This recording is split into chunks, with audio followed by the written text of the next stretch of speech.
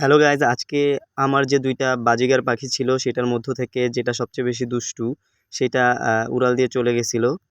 তো তারপরও এটা কিন্তু আমাদের বাড়ির আশেপাশেই ছিল একটা গাছের উপরে। আমি অন্য পাখিটা ছাদে এনে এখানে রাখলাম যাতে করে ও আসে।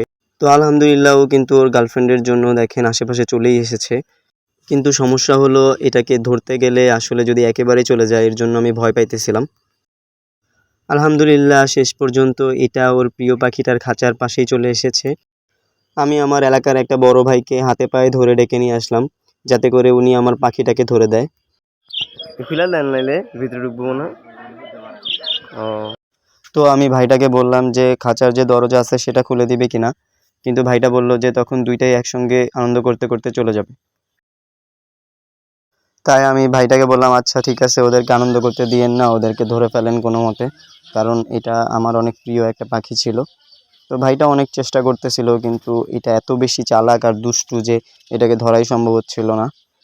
বাট শেষ পর্যন্ত আলহামদুলিল্লাহ ভাইটা কিন্তু এটাকে ধরেই ফেলছিল। যাক, তো এটার জন্য ভাইকে আমি ধন্যবাদ স্বরূপ ৳১ একটা চকলেট খাওয়াই দিছিলাম।